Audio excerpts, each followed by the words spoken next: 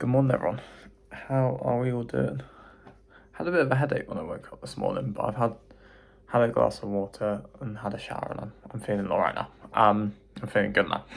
So yeah, today I'm going to talk about a mindfulness concept from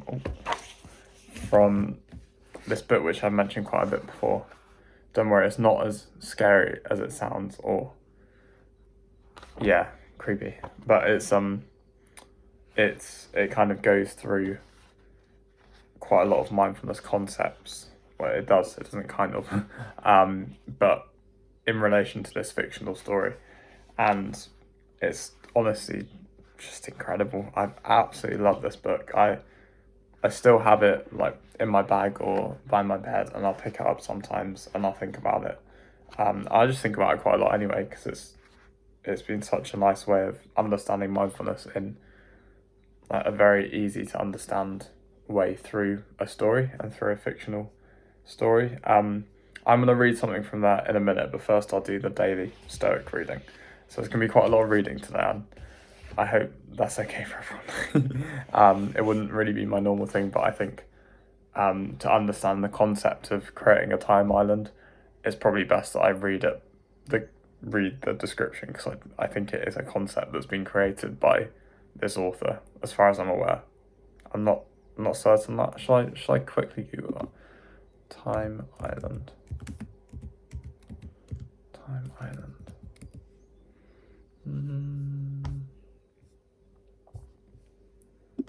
Mindfulness.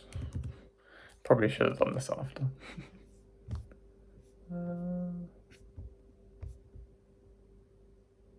Yeah, I think he created it. Yeah, I think so. Anyway, doesn't really matter.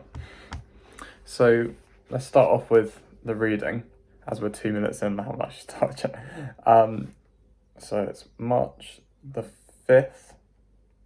Cutting back on the costly. So this is a quotation now from Seneca in Moral Letters.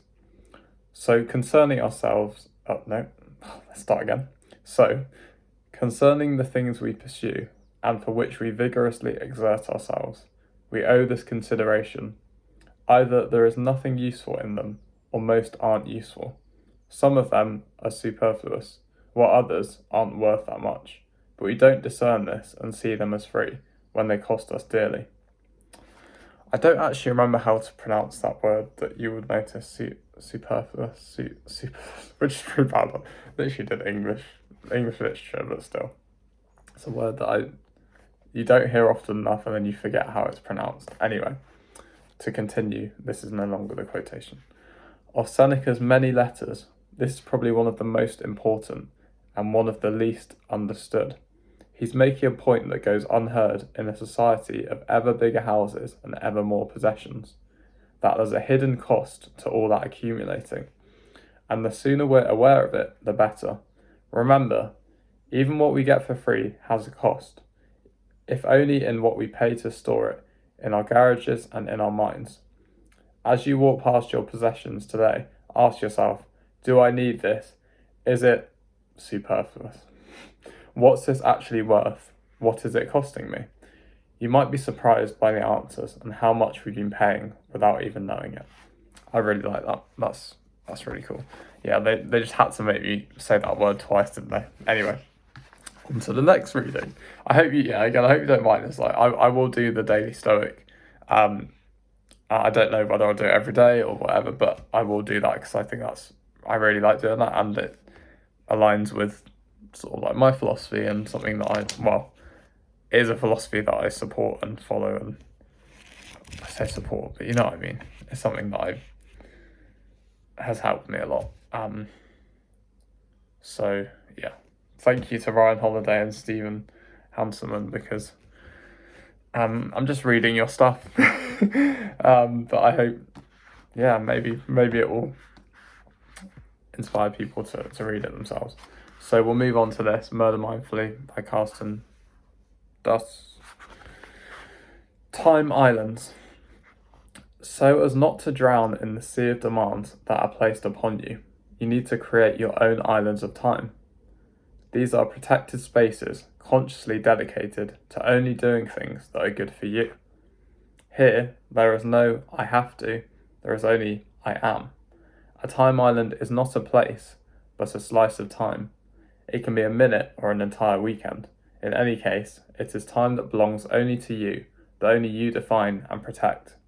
Like a castaway washing up on a desert island, you too will find peace, sustenance, and energy here. You decide when you enter your time island. You decide when you leave it. You defend it against any intruder. And you know that your time island will always be there for you. So that's kind of like within the book. It's by Joshua Breitner. Slowing Down in the Fast Lane, Mindfulness for Managers. It's like his mindfulness guide that he gives the character. Yeah. Just trying to remember what the main character's called. That's bad, isn't it? What's his name? That's bizarre, isn't it? I think it's because it's a German name. I think it's Bjorn? Bjorn? I want to see now. Yeah, could have gone to the back, couldn't I? Bjorn. So, I hope you enjoyed that. Yeah, I think it's kind of creating a time island is like it explains it there, and then it explains it a bit within the fictional narrative. So it can be, so this, for example, is a time island for me because I'm very present with it. Obviously I'm never going to be fully present, but like I'm very present with it, and I'm here in the here and now. I'm here in the here and now, and I'm talking about what I want to talk about, and I'm present with the fact that I'm talking to all of you and to the camera, etc. This is my time island. I dictate how long my video is going to be. I dictate when I do it. I dictate what I talk about, and it's mine. It's mine to hold, and it's mine to own, and it's mine to control what I do with it. And it's my little chunk of time. But that can also be a time island. For example, in the book, it talks about how the main character Bjorn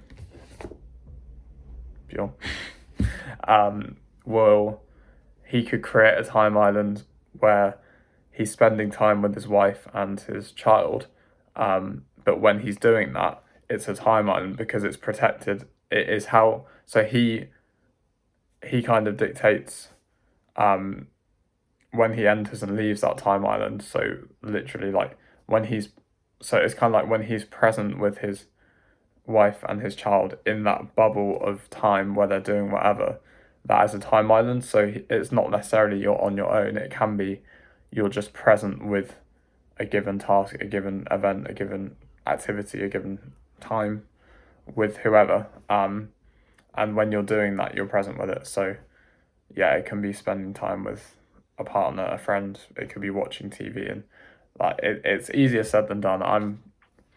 I'm very bad at this. I do actively work on it, and so when I'm talking about it and I'm talking about being present, it's like I am practicing what I preach, in the sense of I do struggle with it, but I'm working on it, and I do feel like I'm getting better with it, and I'm using things like this to get better at it. So it's definitely a journey. It's not to say straight off the bat you're going to be present all the time. You're never going to live up here, because that's not realistic, is it? But yeah, this book is brilliant, and obviously none of this is like an ad. Can you imagine if I even had ads? Like, that's obviously at some point I'm sure I will, because money. And it would be nice to earn off of doing this, but in the future, but it's obviously not ads for these right now. They're just two books that I think have it wouldn't be exaggerating if I said they had transformed my life, because I think they're both amazing. So yeah, bit of waffle. I think you get the gist of what a time island is. If you want to talk more about it with me, I can try to explain it. yeah, let me go back to this chapter. So it actually talks about, so he doesn't have a very good relationship with his wife, and it's like, and he's like, and on this time island, my wife's in charge again, right? And the mindfulness coach is like, of course not, it is your time island. If you like, you can create a time island just for you and your daughter. When you're there, you are entirely there for your daughter. If you cannot be there for your daughter, you might as well not be there at all. So yeah, you're fully present with that, whatever you're doing. And again, it's like, if at home you are only physically present while mentally you are still grappling with your job and your marriage, like that's for him and his wife.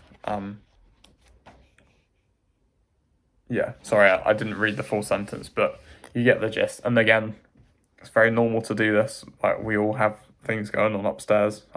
People find it funny when I say, like, my friend and stuff will say it's quite funny when I say going on upstairs, but to me it is like, this is upstairs. In the mind. The mind is upstairs. Yeah. Had to take a moment there to breathe. See, I'm doing the mindfulness. Yeah. Time islands. A very cool concept. I remember reading that, and I'm kind of thinking, the more I can be aware of the fact that I am physically in a space or physically somewhere, but mentally I am running through things, which is why I feel like I struggle with my memory, and I feel like I do struggle to be present and retain information and keep my attention quite a lot of the time, and it's because I'm going through things in my head and they're taking away. That's where I'm like, my attention lies, like upstairs sometimes. Upstairs. But it's kind of like catching yourself. From what I've learned, is catching yourself doing that and bringing yourself back to the present moment through the breath, through breathing, through remembering things like this. Like, even doing that, I find, if I'm remembering loosely something that I've read and has kind of resonated with me from this, it can help kind of ground me, keep me centered, and keep me present. The same as if I'm remembering concepts from this when I'm feeling overwhelmed or anxious, or I want to be present, I can reflect on concepts or little bits that I've learned from that book, as well as the more general things that I've learned by doing mindfulness, meditation, etc. Yeah. Bit of a convoluted way of discussing it, but there's one of the concepts from this book and a mindfulness idea. Again, it's all linking back to being present. I'm not going to call it this title. I'm not going to put it in that playlist. I'm going to keep it on its own because I like it being that concept. I might end up making like a mindfulness playlist, but I feel like a lot of my stuff kind of links back to mindfulness concepts and Stoic concepts as well. So who knows? I might not do that. We'll see. Anyway, I hope you all have a lovely day. Let me know what you're getting up to. I've got football later, so that's going to be really fun. And hopefully it'll be a good day at work. I've got a mediation meeting with a family. They're actually the last family that I'm working with because with my job ending at the end of March, the cases are kind of like have been closed or are being closed, and this is the last family I'm working with. So I think that'll be really cool. Well, I shouldn't say cool.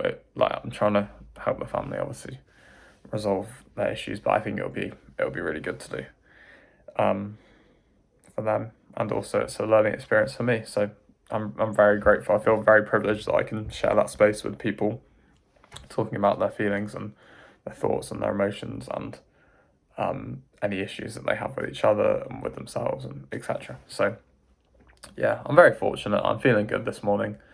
I did feel like I was going to be a bit groggy and a bit sleepy. I woke up at 6:30, 7:15. I actually hopped straight onto this is bad. You can tell that I think about YouTube quite a bit. Hopped onto my YouTube to do like add the subtitles and do the end screen cards. If you do YouTube, you know what I mean. Probably wouldn't if you don't, like, you know, the bits that come up where like a little I bit and it has a link to the next video. Then at the end of my videos, it will, and everyone's, well, at the end of my videos and other people do it, it has like little boxes of your next video or the playlist that you're linking to. Blah blah blah. Anyway, I did that because I knew that I didn't do that last night because it was uploading. Last night's video was uploading as I like while I was asleep basically, and when I went to bed. Just waffle, mate. Waffle, mate. Calling you mate now. Yeah. Take care, everyone, and as always, be kind to yourself and be kind to others, because it's just so important, and it will help you live a better life. It'll also bring positivity and happiness to everyone else's life. So why not? I say why not, but you should. You should. Thank you. Goodbye.